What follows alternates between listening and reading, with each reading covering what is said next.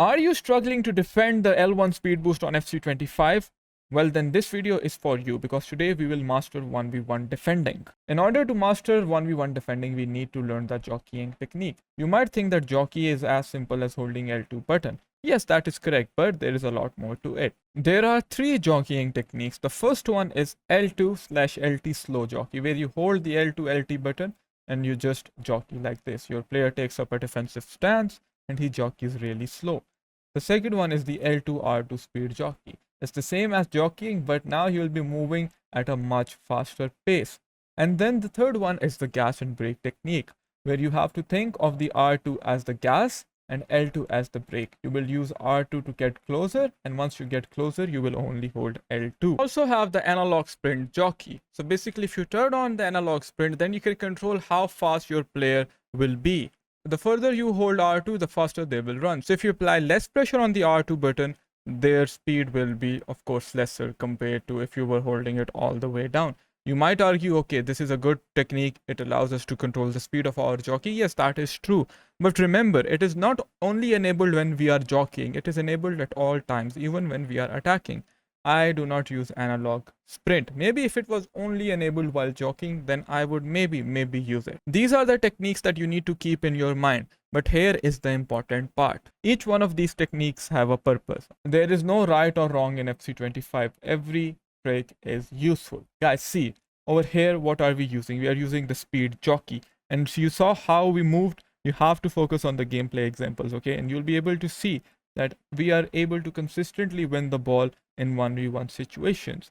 You know how to press the buttons. Most of you know how to press the buttons. But what you don't know is how to actually trap the opponent so he can give you the ball back. Sometimes we will make him do a speed boost, but we know that he is going to do a speed boost. Everything is about anticipation in this game. Look over here. We are using the L2R2 button with Kunde. And guys, talking about the L2R2 button, the Jockey Plus playstyle is really good this year. So we are jockeying. So what are we doing? We are applying pressure. And he has one guy running in behind. In case he decides to pass to that guy, what can we do?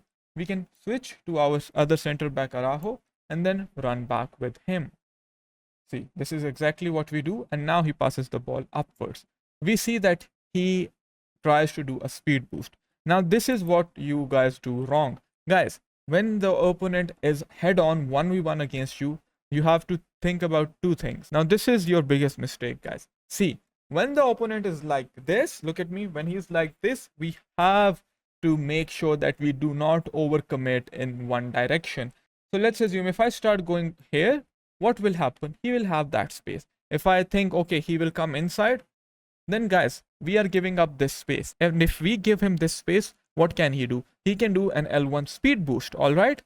The number one thing we have to focus on is to make sure that we are putting our defender in a way that the attacker cannot take advantage of either side. We have to stay in a neutral position. So for that, I just jockey backwards with Rolfa. And see, because I jockey backwards with her, he comes into me and then I go for the tackle.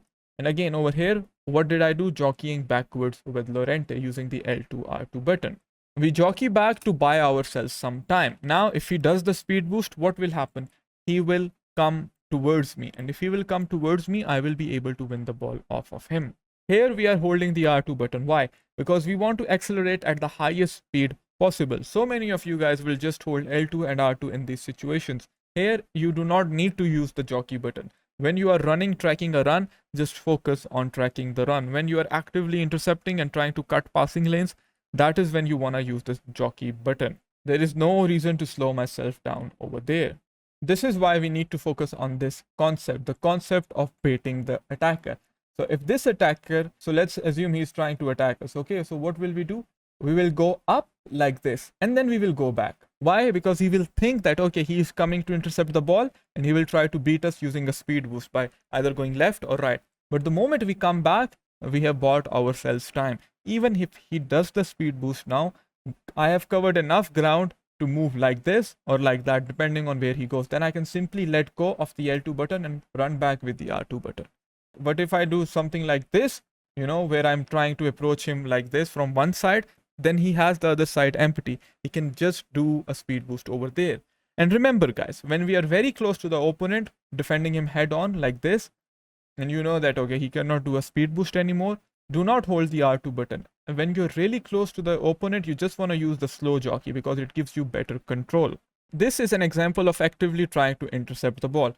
I am holding the R1 second man press with De Jong while trying to cover this passing lane. But see, I make a mistake. It's a risk that I am taking. I would have been much better off to just track his run using the gas button, the R2 button, alright? But because I step up trying to win the ball, the pass goes through. Now here, what am I doing?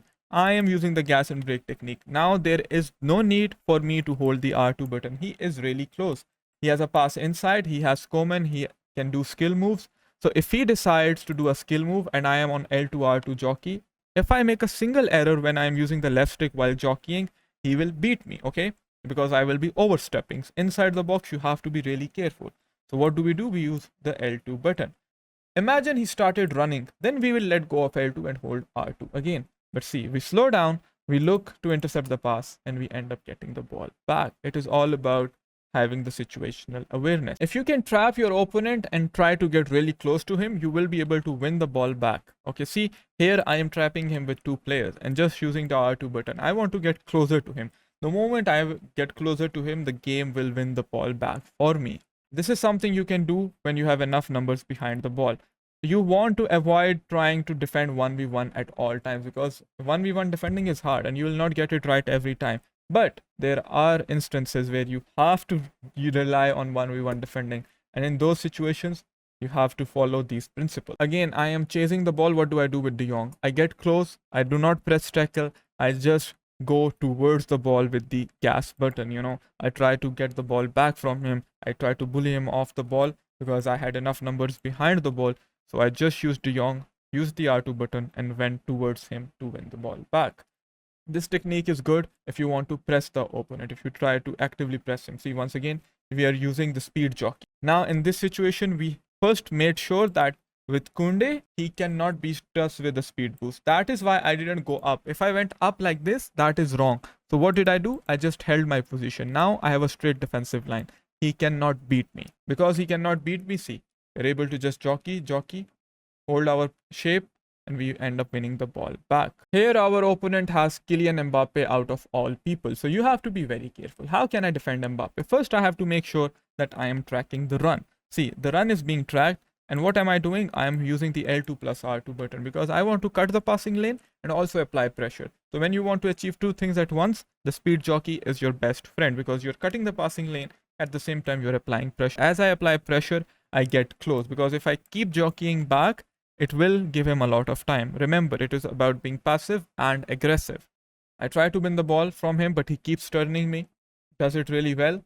But again, we are in a good position. Now here, with Rolfa, see how further away I am standing from Mbappe. And even if Mbappe decides to go in either direction, I can track him because I have given myself enough space to be able to defend that speed boost. And I'm just jockeying, chilling. I'm waiting for his next move. You cannot simply over predict what the opponent is gonna do. Sometimes you have to anticipate and sometimes you have to buy yourself some time and let him make the move first and then react. So he decides to go back, and the moment he decides to go back, I decide to step in and win the ball back. Passive aggressive defending. Now that we have learned how to defend in 1v1 situation, check this video out here to improve your left stick dribbling.